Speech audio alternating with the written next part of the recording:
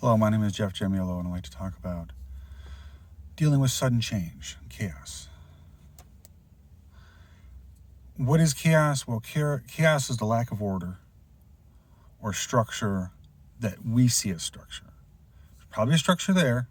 We just don't know what it is. It's foreign to us, so we take it as chaos. But there usually is a rhyme or reason to it. We just don't know really what it is yet because we haven't really explored it out. Usually, a lot of times in life, people will have experiences like this. In life, actually, for me, it usually happens involving business. I was in the Marines, kind of used to chaos all the time. I'm used to not knowing a damn thing and all of a sudden doing something because you have to. So there's really, from a military perspective, it was like there's chaos all the time. However, when it comes to business, there generally shouldn't be that much chaos. So I'm going to relay some stories and how I dealt with them on chaos and what my feelings were at the time and now. First one usually has to do with work. So the first one we're going to do is I work for a company, a Westinghouse Group, who was called Buffalo Power Electronics Center. They made industrial rectifiers. To cut it short, an industrial rectifier is a transformer, and a transformer is about twice the size of a dumpster. You see them outside of buildings sometimes, and you put power in one side, and it converts the voltage higher or lower on the other side. You see it a lot of times near electric poles, and sometimes you'll see them next to factories. They raise or lower voltages. Our division was Buffalo Power Electronics, was a Westinghouse division, and when CBS bought out Westinghouse, they literally closed our division down. It wasn't profitable enough, so they closed it. And then a couple years later, I think it was 3 or 5 years, venture capitalists said, we want to buy that. And they gave it like a real cheap price, 50 or 100 million. They paid CBS for it, thinking that it can make some money because it's a very profitable thing what they did. We would make these transformers, and you put electricity through them, and they found out that if you on the other side, if you run a conveyor belt through 2 electrodes that was shooting electricity through them, when it came through a rock that had metal in it, the metal would expand and make the rock explode. It was actually really cheap for mining. It was actually very cheap and very effective. I wouldn't say about power usage, I don't know, but I'm just saying is that's what we made them primarily for. So we kind of made them for Africa and all these weird, exotic, remote places, oddly enough, where I think they can get other power sources such as water or whatever. So it's kind of like free power. It's just you gotta use it for something. But anyway, their division was closed. It was closed for a number of years, and what ended up happening is when they reopened it, they had a requirement for quality control reasons, for government contract reasons, that they have to have so many old Westinghouse employees. So basically, after 5 years, most people actually had a job, got another job like they're supposed to, if they're decent workers. What was left was not so decent workers. So literally you hired all people who can get a job anywhere. People couldn't get a job at Home Depot or Lowe's. You pretty much hired them because that's all they had to do is squeak out another couple of years for their Westinghouse retirement. Is really the way they saw it. And working for these people, I'll be blunt, they were not smart. There's no nice way to say it. Unions were fighting hard to keep them employed. That's all I'm saying. But that has nothing to do with the chaos. Little story about myself.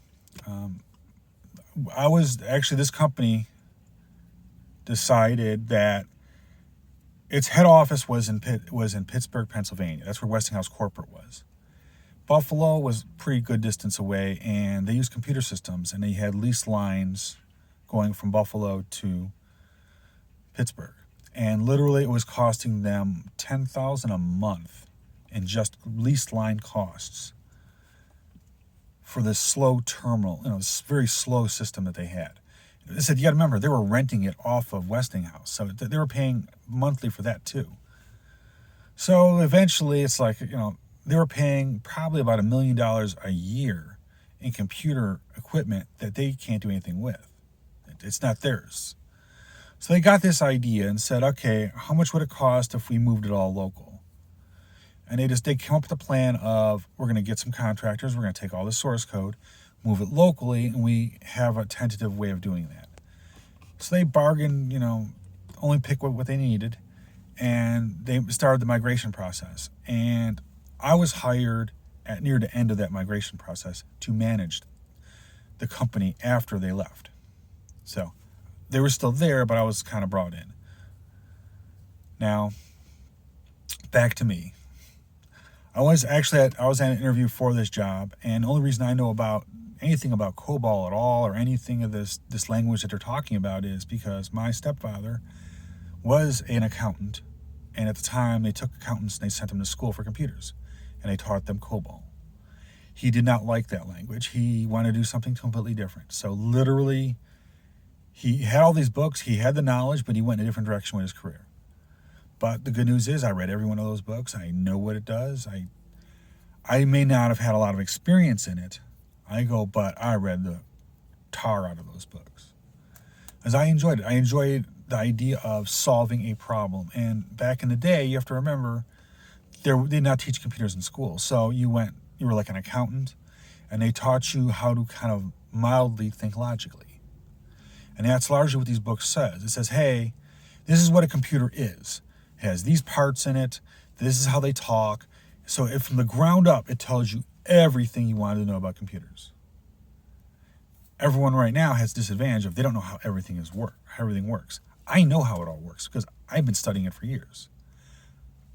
So largely, that's the advantage I usually have in this world, is that I know how it all works and it goes together. I know how they all talk together. I know how they play nice and sometimes not so nice. Anyway, that's how I know the language. So I went to an interview. And literally at this interview, it was with a recruiter. I'm like, I don't know if I can do this. And I said, I'm sweating. It's like, I have no paid experience in this. And it's probably the most honest thing I've ever said in my life. It's like, I don't even know if I can do this. It's like over my head. And he laughs and goes over and says, well, you know COBOL, right? You go, yes, I've worked a lot in it. I have no paid experience in it.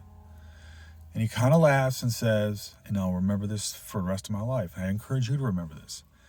Just because you're not paid doesn't mean you don't have experience in it. We asked you if you had experience in it, not if you got paid for it. Which makes sense.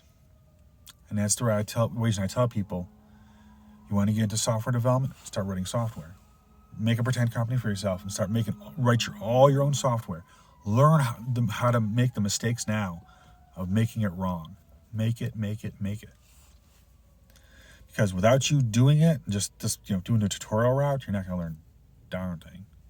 Anyway, so I kind of was surprised when a week or so later I got an offer letter. It says, yes, we're going to give you this job. It was $32,000 a year. And oddly enough, as much as $32,000 doesn't seem like a lot, in Buffalo it's a lot. This is a depressed economy in Buffalo. And actually, my mother and my father were quite impressed. That was my first job, and it was Fortune 500. And my title was Systems Analyst, which is an old mainframe title. It's not like it's a new one. And oddly enough, a systems analyst basically looks at systems and says, analyzes them. And every now and again, they would kind of say something to me, and I would just laugh at them. But I would laugh at them because they would come over and say, well, we need this to happen. And I go, you are aware that as a systems analyst, the system is broken. So I analyze your system, it's broken. Now, computer work, well, that goes to a computer analyst. I kind of would laugh because there's actually a title for a computer analyst or computer programmer that does the programming job. So I get paid the lesser job, but I got my break in Fortune 500, so I can't say anything. I spent 8 years, by the way, there. But I got this job. I'm like, oh, I'm excited. My parents are excited. And then it says it starts in 2 weeks. I'm like, or it started in like 3 weeks. I think it was 3 weeks. Which seemed like a very odd number, like, oh, what the hell? And then on my first day, I go to show up, and I'm waiting to get in because I don't got a keys, don't got anything. So I'm waiting. finally, I guess the receptionist comes in. It's like, we don't have you starting today. I started to panic. Because I said no to a couple jobs at this point. I'm wondering, did I just totally screw my life up at this point? This is kind of odd, because 3 weeks was an odd number. It's like, okay, that's fine. We'll deal with it. So, literally, it's like, okay, well, I had to wait like 2 hours, and then HR came in. Oh, no, you're not supposed to start until another week. What must have been a snafu in the communications? You're supposed to start, and he gave me another 2-week out date. I'm like, oh, goodness gracious. So, it's like, okay, thank you. And literally, the whole drive home, I was panicked. I'll be honest with you. It's, do I stay or do I go? Because at this point, I've already invested 3 weeks. At this point, I'm told 2 more weeks. I go, what the heck, This smells like it's not, it smells at this point like there's something wrong with this job. But it's like, okay. We persevere, we move forward, forever forward. So 2 weeks go by. I show up for the job again. Finally, I'm escorted in, do a little bit of HR paperwork for about an hour, and then I'm shown to a desk. And it's a desk where they call it the computer room. It's where the AutoCAD drafters were, and also where the other computer person used to be, and the 2 contractors. And this other person that used to be there, they brought me to his desk, and there was papers everywhere, like everywhere on his desk. Scary, very scary, because there's this mess of piles everywhere. Like, what the heck is this? And I'm expecting to, talk with someone of what my scope of work is, what am I supposed to be doing, kind of looking at it like from the employee perspective maybe. I'm like, oh no, you're in charge of all this. I'm like, what? What? So at this point, I'm freaking out. I'll be honest with you. It's like I kept it all sucked in. I'm like, and my first instinct said, Jeff, run like the wind out of here. It's not going to be good. But then I caught myself and said, okay, stop. What do I know? I don't know a thing right now. So after a little while, I sat down at the desk. I'm like, oh, what am I going to do here? I go, first of all, first thing I got to do is we got to get rid of this mess. Okay? I don't know what it is. I don't know what it is. I can't identify it. So I got a box. I dumped all that stuff in there. I looked in the file cabinets. I was horrified. There's stuff in the file cabinets. I can't even talk about that. So I went and I cleared my desk off and said, okay, let's see what goes on now. Nothing. Okay. And finally, a guy walks into my office, and it's the vice president of IT. So obviously I have a boss, a vice president. I went and talked to him, and he basically gave me, username and a password, and walked me through a little bit of what the contractors are doing at this point, because they answered to him. And basically at that point I was like, okay, thank God, the guy was clearly late. I go, but either way, it's like total confusion and chaos. And my boss, as a VP, he did more day trading, stocks than anything else. That's what his claim to fame was all day. And helping the big boss, the CEO, with his stocks. That's no shame, but that's what he did. So largely he left me to do whatever the heck I needed to do. Now the horrible news is as I was being totally lost in his job, I finally got in a handle of what needs to be done. So we started to get into it. And then eventually I looked in this box. Well, eventually I looked in this box let me go backtrack a little bit. About 3 weeks after, while working there for 3 weeks, I finally got a paycheck. They got paid bi-monthly, which I've never heard of, which means you get paid in the middle of the month and the end of the month. Middle of the month at one time used to be a stipend, which meant that it was a very small check, just enough to title a person over until the big check at the end of the month. That's the way business used to do things back then. So largely, when I got this check, I went to, I don't have a bank account yet, so I went to the bank to go cash this so that I can make a bank account somewhere. And they kind of jumped the hoop a little bit about there's not enough money in the account. And literally, I'm like, okay. He goes, we want to see your HR person. I'm like, oh. And at this point, chaos hit me in the face again. Like, did I make the wrong choice here? Seriously. It seems like I'm going awfully uphill this entire job. Felt very distressing all the time. It's like, okay. I'm a new employee. Maybe. Let's see. So, get back in the car, go visit my HR. HR goes over and says, oh, yeah, let me go check. And he picks up the phone and goes over and calls the payroll guy and says, hey, payroll guy, did you put them in? Oh, no, we didn't. We didn't put him on there yet. Oh, okay. And then literally the HR guy goes and says, try again tomorrow. And literally I went the next day and it cashed without a problem. So clearly the payroll person ran out, put some more money in the bank account. But the first thing that popped in my mind was when that happened is like, seriously, at this point, it looks like I've been without pay for almost 2 months with these people. It's just like, oh my God. And from a work perspective, it was just kind of chaos all the time because it was an old system. Nothing worked. Literally, and it was made in the 60s and they just put Band-Aids on it until now. And when it moved to the PC, it just meant that I could look at it easier and it runs better on our end.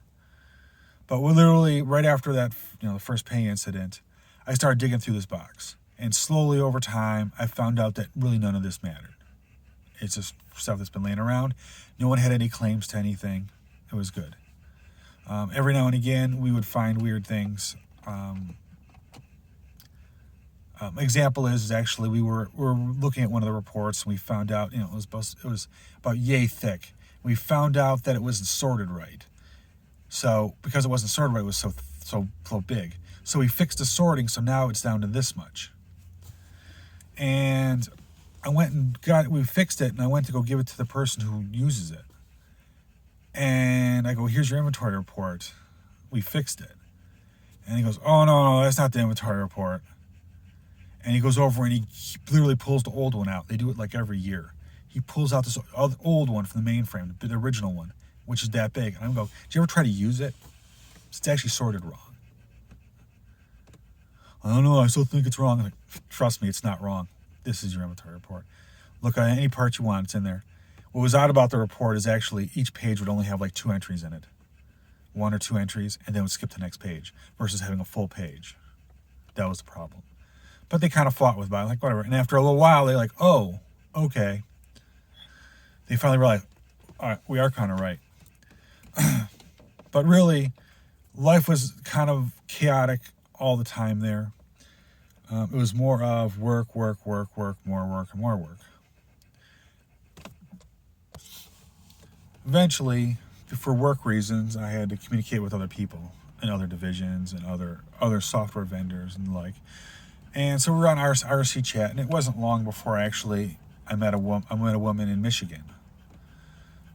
And literally at that point, we would see each other every other week, every other Friday, over the weekend, because we could arrange that. It was a pretty steady, this is the way it's going to be. So it gave me time to stabilize a little bit, because on my side, there had to be some stabilization, because I was literally working 10, 12, 14 hours a day. I was living at home, so it kind of didn't matter. So for the most part, it was just, it's to help me stabilize, and having a girlfriend gave me, I guess you could say, a better life balance. So at this time, there was really no life balance other than work, sleep. So now it was, I had to have a balance, and even if I had 2.5 days, was good. And what we would do is actually I would work Monday through Thursday. I would actually work an extra 2 hours and take a half day, or actually an extra hour Monday through Thursday, and on Friday I'd work a half day. Logic is I would take a half day to drive up to Michigan, and I would kind of cut through Canada and do that because it was actually quicker. It was like 3 or 4 hour drive. So I would be in Michigan where I needed to be, roughly by dinner time on Friday. So we basically, with me and my girlfriend, had Friday, Saturday, and Sunday. And Sunday, noonish, when it was time to check out of the motel, we would actually go back. I would go back. So it's kind of like you spent, two days with her, or 2.5 days. But that actually helped provide stability. Then after that, because at the time, the software couldn't actually live that long, even half a day. So I had to come up with new ways to eliminate that chaos in the software of why are things happening that are crazy. Well, then I got married. Not necessarily to her. It wasn't to her. Then another while ago, another couple of years, I got married. Because that relationship happened to kind of fall apart. I got married, and this person was a Canadian and was local. So largely at this point, I had a family. And it was literally 8 hours. That was it. And the rest of the time was with family because I married into a family. So other than when me and my wife would have a disagreement, I would go to work because it was peace and quiet there and she wasn't there. It was literally 8 hours and I'm home. So it's not hard to figure out. This is before cell phones, so it wasn't hard to figure out where I was. Either I'm at home or at work. 2 phone numbers. But either way, what ended up happening there is things had to be hardened more and more for the logical fact that I have no commitments now because her parents were in Canada. One of them passed away. And I had to go to a funeral. And it was like I almost had to quit just to go to a funeral for 3 days. Because they were panicked that the business would kind of not be able to recover for 3 days without me. It's like, what the heck? So we finally got through that stress. I got back. My sole job for the next 2 years was to ensure that everything was hardened a lot. To the point where, we were allowed to have 2 weeks a year off. I could never take them because we had things to do. Literally the last 2 years, I could take a week off. Anytime. And it wouldn't matter. Because the system was running reliably. So that's the story of that job there and the chaos. It was literally total chaos from day one, all over the place. And the way I dealt with it is I compartmentalized it until I could deal with it properly. And dealing with it was more of analyzing what do I know now against what do I know. What is being shown to me is to be important and what actually is important. And the logic is very simple. People who are at your desk with a piece of paper are more important than people that submitted something a while ago. Westinghouse was also the company that if you were fired, they would delete all your work request tickets. Because clearly you're a kind of whiner thing. There's no one to respond to or something. So it's very weird things he used to do. Anyway, I worked for another company after that. I was no longer married. At that point, I left. I said I was done. There was a lot of chaos and that sudden change. I was suddenly alone. No place to live, homeless, living with my brother and his wife in Louisville. So I'll go from Buffalo, a couple states, and then I moved actually into Louisville, Indiana, and then moved from Indiana to Louisville where I get my work. I work for a payment processor, local, and literally I was hired for one job, but my title was another. So I was hired as a lead developer, but they made me a software development manager. And I'm like, I don't know how to manage people. What? It's like, well, don't worry about it. And really, it's all they wanted was a project manager is really what they wanted. Because I wasn't allowed to hire and fire. I wasn't allowed to do any of that stuff. And my boss wasn't local. My boss was in Montana. I was in Louisville. It didn't take long for me to figure out that it appears that my boss wanted to close my department down. Close as in he wanted all those resources to be sent to his area. Because he was from a different company. When two companies merge, you kind of get two levels of IT. His side of the fence did ATM machines. And my side of the fence did onboarding for merchants. Visa, MasterCard. Well, actually Visa is what we did. From Visa cards. So Visa accounts for merchants. That's what our primary job was, to to write software that helps the salespeople sell and blah, blah, blah, blah, blah. So I at this point had a boss who didn't really care what I did, but he would kind of do some weird things sometimes, what made you wonder if he just wants me, to go out of business. Many times he has mentioned, why don't you come out to Montana, work out here with me? I'm like, why would I move to Montana when I'm in Louisville? And we'll go back and forth. Largely, we're back again in a situation where everything was chaotic, total. And it has nothing to do with the business. Well, the software was not so good. We found that at the time, and I do believe that actually my boss really did want to close my division down and have it moved over to Montana. But what happened is while looking through the software, I've been pretty good at debugging over the years. So it's one of those, okay, after 2 or 3 weeks, I found all the major bugs and fixed those. And then there's maybe 3 or 4 other other ones that are weirder ones that are out there. We fixed those. And actually the system was not bad. The people who used it internally liked it. A lot of the bugs were gone, well, of course. Why wouldn't they like it? So that put me actually into a very weird position because I have a boss who wants to close my division down, but my local boss, and I call it my local boss because he's the owner of the company, he likes me. And the reason he likes me is because he'd come in on a Saturday and see me there in my office, see me at my desk working. He would kind of laugh and say, don't you got a life kind of thing? Ha kind of thing. I go, well, I kind of think, well, about as much as you do, kind of laugh that way off, right? He goes, oh, I know. And even though he was married, oddly enough. I go, but what was funny about it is one day he came in and he surprised me and he gave me $20 for a pizza. I kind of give him this look like, what are you? And he's like, look like you can use a pizza. You're always in here working. Why don't you use it? I don't see you ever eat or anything. I'm like, oh yeah, I do eat. I eat too much, actually. And he's like, yeah, how don't you have pizza on me? So we kind of had a pretty good rapport. And he was my local boss. I said I wouldn't see him all that much, but he does know that I do. He knows what I do because he knows what everyone does in the company. But he also knows that I'm dedicated and I'm there. So what happened next was actually horribly crazy entertaining. Out of the blue, I went to jail. I had drinking, shot a gun up in the air. Went to jail for 2 or 3 days.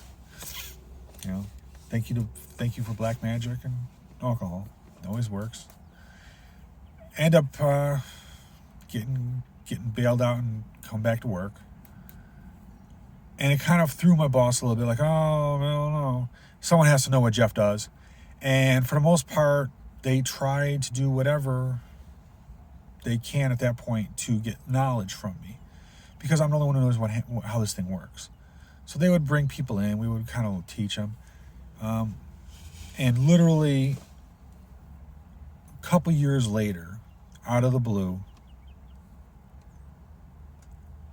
my boss came in the office, in the Louisville office, with HR next to them and said, you're fired. Like 2 or 3 years later. So it's not like it was like immediate or anything. 2 or 3 years later. And I'm like, okay. And basically HR goes over and says, and we're going to give you a severance of 2 months pay. And I'm like, but we're not going to give you medical because we're self insured. It's okay, whatever. And I'm thinking to myself, I go, let me get this right. I go, I'm getting a severance package, but you're firing me. You'll have never seen chaos in your life until you think you have a job and you no longer have one. As much as that was chaotic, I went home, and as at the time I had a girlfriend, I went over and went home and said, okay, I'm no longer working. And she gives me this look like, oh my God, like in horror. I go, you know what that means? Again, was we got to go on vacation. And she gives me this most messed up look I've ever heard in my life. Like, are you insane? I go, no, I'm not insane. I go, but you don't know how this works. My next job, I will not get a day off for a year. So the only way I get a day off right now is to take a week off and go on vacation. Because that company owes me vacation, technically. So I was like, oh. So, despite I was actually fired for no reason, and actually in Kentucky they're not required to give me a reason. But clearly the big boss, who made the severance, by the way, doesn't know what bad decision they decided to make. But regardless of that, he's like 2 months.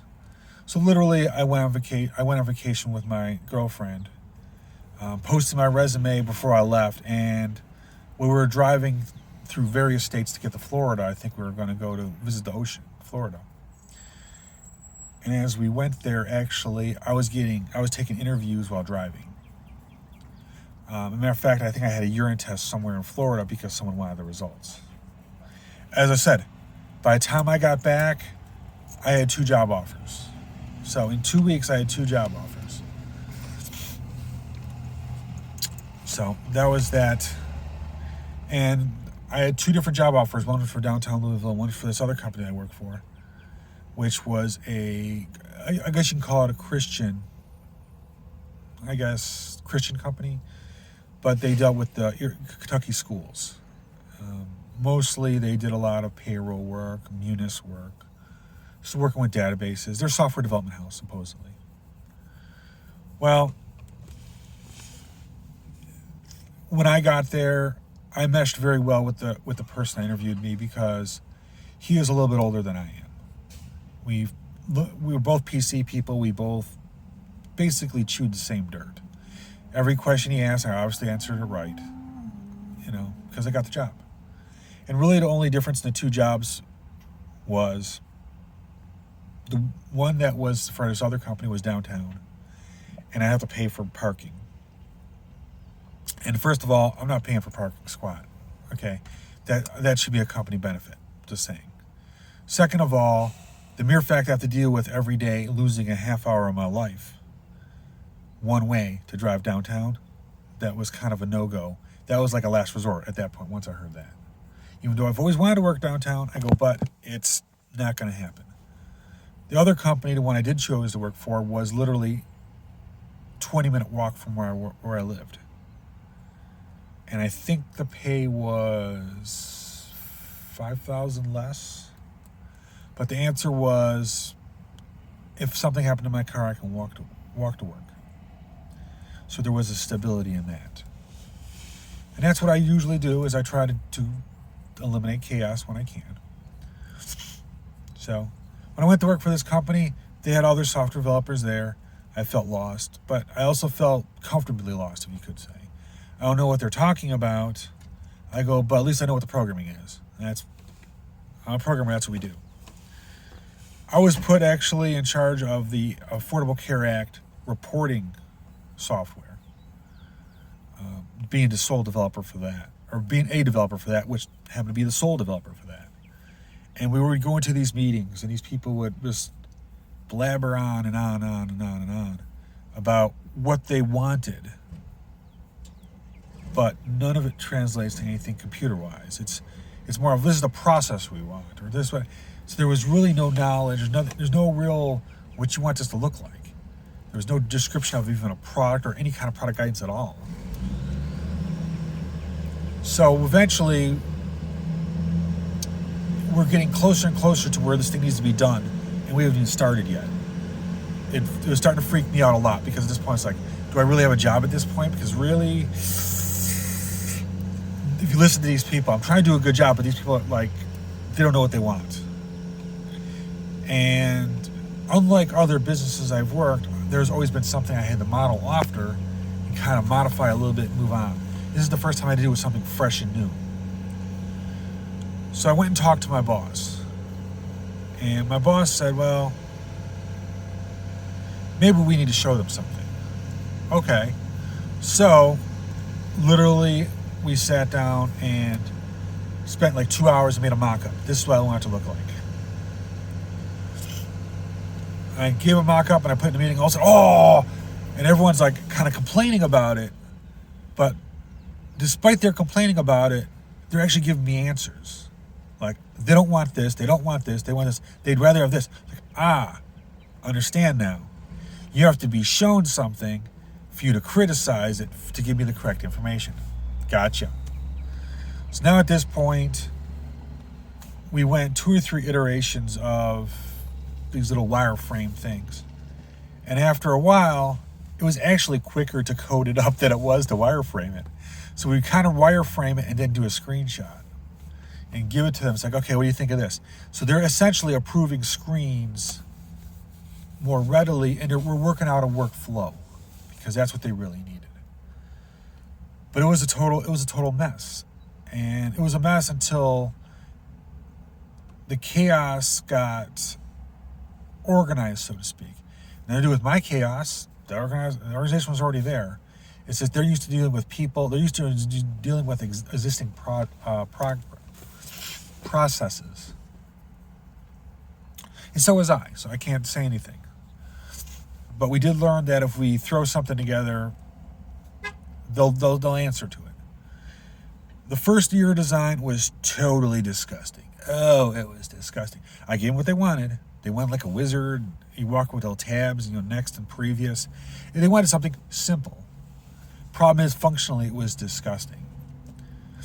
So year 1 went by, and we're getting closer to the deadline to start year 2 code.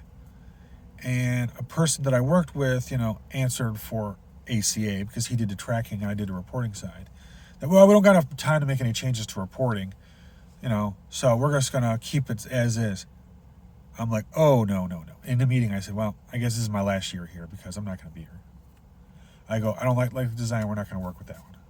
I go, it spent more time to fix a simple bug. It took more time and more aggravation to make all the conditions work, the whole state of it all work, to the point where there's something wrong with it. There's no way you can tell me it works right. And people are complaining of different things. I'll tell you right now, it doesn't work right. And he goes, well, we'll take that offline. And basically, I talked to my boss, and my boss pulled out a cocktail napkin or piece of paper and drew out, how about this? Why don't we do this as a design instead? And that's the current design we have right now. It was simple, and it actually integrated all the old screens to the point where no one knew about it. I go, but the front 3 pieces had to change. And literally within 2 weeks, that was put into place, and everyone loved it. So we went from, oh, we don't got time to do all this and too many people involved, to we got it done. It wasn't hard.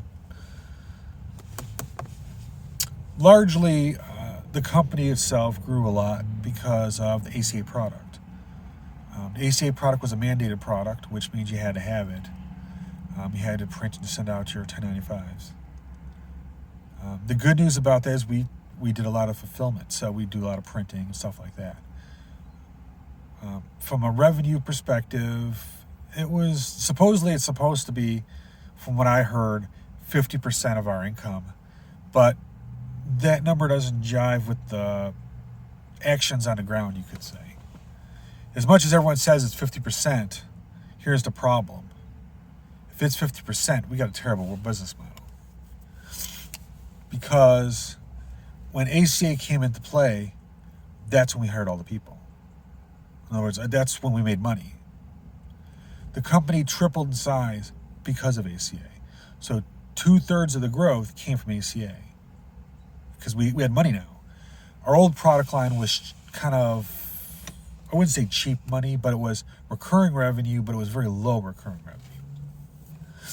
So it kind of paid for a lot of people, but it paid for like the management, I guess. Regardless, so there's a lot of growth, and every year we would find something to change. There's always some chaos going on. And usually our chaos started January 1st, or actually January 20th-ish to March 31st. That's generally the reporting season. And it's less impactful on my side, other than I'm available 24/7 for if something needs to happen, like some special work needs to happen, like I need to fix something, or quick bug fix or data fix. Our client success group is the one who does a bulk of the time, and they're the ones that spend 16 hours a day during that period doing everything for our clients, because that's the deadlines the IRS have. Very similar to the income tax filing. It's a very crazy season that it's in. And it's just strictly that season. After that, it kind of calms down to a trickle. So really, there was always chaos all the time. And it's all you could do is manage what you can. My boss, who routinely would come up to me because he had respect for me, because even as a contractor when I worked there, when I first came there, I was a contractor and then I became full time. He would come in and he'd be working late because he's the owner. So he would see me there, wanted to go shut the lights off. He'd see me there and he goes, "That's how you doing?" "Oh, okay, I guess." And basically every now and again, he found out that if he talks to me, I answer very well with a list of things. You give me a list of things, we'll go work on it. So he'll come over and he'll bring me a cup of coffee, because I drink coffee and he drank coffee. He'd bring me a fresh cup of coffee. He'd come up with a list. I go, "I got a list of things." "Okay, what do you got?" And he would run through the list. And we go, "Number one," boom. And we go over and we'd fix it. I go there and fix it immediately. Well, he's right there. And he was in awe by that. Now, what he wasn't in awe was the speed of my computer, because I would go fix something and then type and then wait. And then it would kind of catch up and do it. So he was very upset with that, but that's a different story.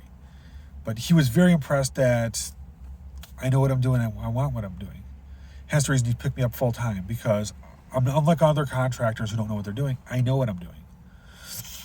I'm a very good developer, and I'm a very accurate developer. And it actually encouraged me to have him sit there, because now it's immediate feedback. It's not between emails of, "Oh, we can miscommunicate." No. Let's have a talk. You, me, seat right here. Talk. Is this what you want? Boom, here's the result. Is that what you want? No, let's try this. How this? Okay, there you go. And we just keep working it until we got it right. And I've done that a lot with us, with the client success group and the product owners there. Largely, everything was fine until slowly, over time, we had to get more, systematic. I pretty much own most of ACA, all ACA reporting. And when a colleague of mine left, I own ACA tracking too, and almost every EDU product that was web-based. And some of them I've never even worked on the whole time I was there. So if they break, I don't know who's going to fix it. But we switched to Agile. We slowly switched to Agile. Because, why monkey with a system that works when you can go totally trash something? So in this process of moving to Agile, largely we had a whole bunch of tickets of wish list stuff and all kinds of things. And these people are just sorting it out. And largely we're just taking stuff and moving them from one sprint to another. We don't care about them. So why are they here if we don't care about them? You got tickets from people who not there anymore. You got people who have different opinions. But yet we still kept them there. And then at that point we started to get, we did get some tickets done. It became a little process. But it was never as easy as it was when it was siloed. When it was siloed, because at this point, you have other developers involved. You have to tell other developers what to do. And at this point, it's, well, you got to research this problem. So instead of me fixing it in 5 minutes, because I know exactly where it is, someone else has to research it for a day and a half. And then someone has to figure out what the fix is and do 2 or 3 different fixes. That one didn't work. That one didn't work. So instead of asking, they would dispatch to other people. So it became more of, a training thing than it is to actually do work. And it became very discouraging.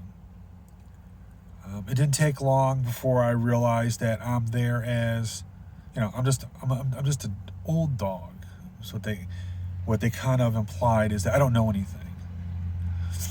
Like I said, I kind of laugh. I go, I guess I'm an old dog. All you young kids, because I got a new boss who brought all his friends in. Now they're indentured servants to him now. And now, they'll be loyal because, he brought them in. I go, they're not going to learn anything, but yet this person has no clue what the business actually does. And there's no one there that knows what the business does anymore, because they all left one by one. And I was the last one. I said, I'm done. And now it'll be interesting, because sudden karma and sudden chaos is about to hit that company. Because They never bothered, as much as I keep reminding them, you need to work on this. They said, we don't have to work on anything. We're going to work on what I want to work on. Like, okay, well. Affordable Care Act is going to be very funny for the next couple years, because there's no longer any money in printing it anymore, because it's not a requirement to print it. And that's where we made all of our money from. So now you can think of your revenues going down. So now at this point, it's going to be a little chaotic at that company. Not me. What troubles me, though, is from a company perspective, you really didn't listen. People tell you this is probably what you should look at, and you know better than them. Actually, my boss actually insulted me when I said I was departing. He says, well, if you want, I can get you a job as a junior developer at UPS. And I gave him a dirty look. And I was nice and I bit my tongue, because actually the thought in my head was, I have more paid experience than your entire team put together. Squared. That's 4 people. I go, but I also look at it this way. Eventually, you're going to be humbled, because I'm the one who wrote reporting. As much as you poo-poo and think someone else wrote it, actually I wrote it. And to my understanding from a coworker who still works there, they brought a new developer that this person did not hire. One of the bosses actually forced him to get a replacement for me that has my skill level, and says the code is really good. It's very well designed, like it should be. There's many years of experience in all the jobs I've worked, many experience in working with all that. Anyway, it's not about my resume. What this is about is chaos and how to deal with it. A lot of times in business, we're thrusted into chaos. We don't know what to do. Usually you find a way to operate. My way of operation is, let me compartmentalize it for a little while and see what blows up out of the box. If nothing blows up out of the box, that means there's really nothing on fire there. Let's see who comes and complains about something. And slowly we kind of pick from the box and, in this other one. In an agile world, you have these sprints and you have backlogs and everything else. But unfortunately with Agile, you really can't do maintenance work, I guess. It throws all the numbers off completely, because either you only do maintenance, or you only do new product. It's not meant for both. That's kind of the fall of that particular topology. Don't get me wrong, it actually kind of works in a lot of places, even not in computers. You can actually use Agile in any profession, whether it be medical or technical. There's engineering processes for that. But everyone has to deal with chaos. And I said, generally the way I've dealt with it is to compartmentalize it for a little while. Isolate it and see what happens. Because you never know what's going to pop out of the box. 9 times out of 10, something may never pop out of that box. I think after 2 years, I finally looked through the entire box and said there was really nothing in there that was important. So why was it on his desk? I don't know. He wanted to put papers on his desk.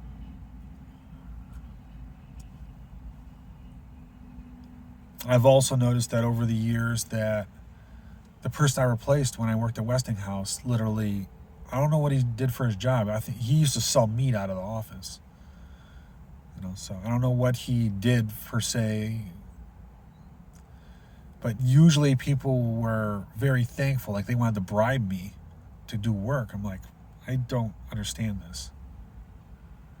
Almost like the person, that worked there was very selfish, and basically he wanted, payment from this person for doing his own job, which seemed kind of odd.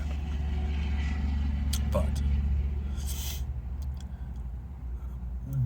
the way I dealt with that was very simple. It was, this is my job. I get paid to do this. Just like I get paid, I have a self-improvement contract with myself. Every day I want to be better than the day before. So what can I do today to be better than yesterday? And the slow incremental steps to keep moving forward. Whether it be software, whether it be life. You know, start out with 10,000 steps. You start out with 1,000 steps walking. 2 weeks ago was 10,000. Now I'm on 30,000. Is it bad? Don't think so. But that's the way it is. As much as chaos is sometimes a scary thing, in perspective, if you look at let's just use the military as an example. Military chaos is like constant all over the place, to the point where that's why they drum it in you training-wise to do the same thing over and over again, so it's muscle memory. So when things happen, it's react muscle, react muscle, react muscle, and that's how you react. And there's nothing necessarily wrong with that. It's just you got a planned response. And you just hope that every time you execute it right. Chaos is very similar in life. How you deal with chaos it's very important in a lot of positions. What happens when your network goes down? What do you do? What do you do, freak out? I worked in a company one day. They used to have a device. I don't remember what the name of the device. It was like the Barracuda or something. It was a terrible device. But we used to do bandwidth limiting, I guess, for the internet. And they limited the internet down to nothing. And they were amazed that I still could do work. And one day my boss asked me, he goes, everyone else complained about the internet being terrible. Why don't you complain? I go, why would I want to use the internet for any of that? Because I look at it from the perspective of, if you have experience, you should be able to figure it out logically. If I can logically figure it out, that means someone else can logically figure it out. Why am I looking on the internet for someone else's idea when I got my own? Call me crazy. But that's one of the reasons why developers in general I kind of laugh at, because they have a tendency to look on Google instead of trying to figure it out. Almost all systems that are out there on the internet right now, if you pay attention, they've been around for years, and there is a mechanism for it. You just got to find out why they were implemented the way they were. What problem were they trying to solve? Maybe you have the same problem somewhere else. Maybe you can use that same mechanism. Maybe. But we don't think about it that way. We just kind of like, let's go over and just copy this, copy that, or let me go AI this, AI that. And everyone's kind of weird that, AI is going to put us all into chaos. Like, no, actually, you're dumb, but not listening to AI is what's going to do it. It's generally your kind of your laziness. It's the same, that's why the development field is going away. You could say, arguably, that the software developer is going to go away, and we're going to probably officially go to a software engineer position eventually, because you will have to be an engineer at this point, because you can't just go copy off of Google and AI generate things. It's not using someone else's software, it is making software, and people have forgotten that over the years. I'm lucky in that when I got into computers, there was no software, so we had to write it all. So if you have an idea, you wrote it, you learned how to write it, and you moved on. That is the good news. Talk about chaos. You had to learn to manage chaos from an early age at that point. I was out there before the internet. Used to get a whole slew of floppy disks to load a Microsoft compiler. And that was a $2,000 product, so that means you worked a lot of minimum wage job to get that. But if you were dedicated, you did it, in hopes that you'd have a better future. Anyway, that's about sudden chaos and how to deal with it. There's probably other coping mechanisms, but that's the one that I've found effective that works for me. You always have chaos everywhere. It's how much you let it bother you and how long it bothers you. If you let it bother you too long, you'll just be paralyzed by it and you become ineffective. Other side of the fence is, if you don't let it bother you enough, You're just knee-jerk in a reaction. Over the years, I assume that my reaction is going to slowly change to something else. But right now, it's compartmentalized and keep comparing until one of the two goes away. Because usually chaos eventually will go away when it's no longer needed. So that's the story of my chaos. As I'm here homeless in a car. So more chaos, right? But I'm at peace with this chaos. So thank you for listening if you got this far. And just remember, if you listen to the jobs I've talked about and some of the chaos there's some chaos in this world. I have a tendency to think I'm not supposed to be a 9-to-5 employee. Well, thank you for listening and have a great day.